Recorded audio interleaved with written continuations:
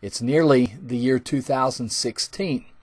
It is the time of year that people typically make New Year's resolutions. I have a couple that I would like to make. One is to have a consistent schedule in making these videos.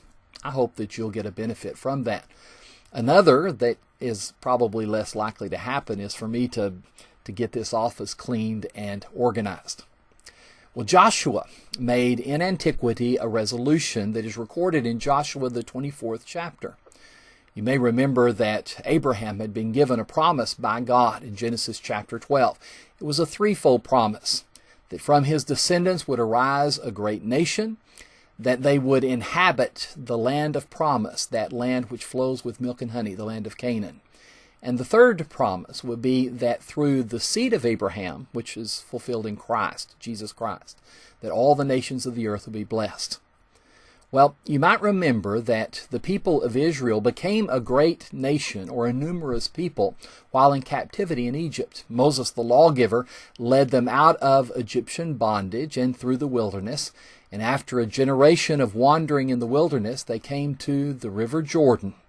It was at this time that Joshua took over leadership of the people of Israel. And they inhabited the land, they fought their military battles and were victorious over their enemies, and the land was theirs. And it was at this time that Joshua made his resolution. I would like to read it to you. Joshua chapter 24 and verse 15. He said to the people of Israel, "If it seems evil to you to serve the Lord, then choose for yourselves this day whom you will serve, whether the gods which your fathers served, which are on the other side of the river, or the gods of the Amorites, in whose land you dwell." But Joshua said, "As for me and my house, we will serve the Lord." I can't think of any more important resolution to make than that. As for me and my house, we will serve the Lord. Now, I recognize that it's not possible for us to make anyone serve God. Only we can decide for ourselves to serve Him. However, there is something to be said for leadership and for example. And I would like especially to exhort the fathers to consider what the Apostle Paul said in Ephesians chapter 6, when he told fathers not to provoke your children to wrath, but bring them up in the nurture and admonition of the Lord.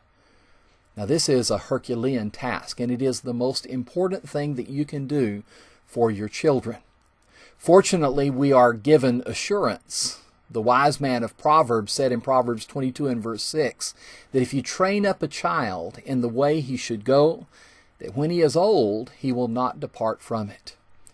And so we have that assurance from God that if we do our very best in raising our children, that as a result of our influence, they will most likely serve Him, serve God.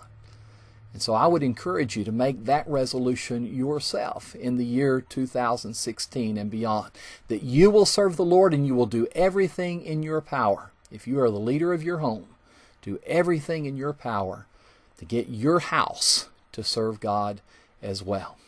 May God bless you in the year 2016, and may you live a life before Him that is righteous and faithful, you and all your house.